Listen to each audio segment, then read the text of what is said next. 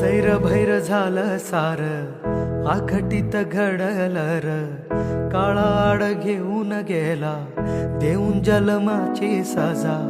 देवा कसा फासयो तुझा र देवा कसा फासयो तुझा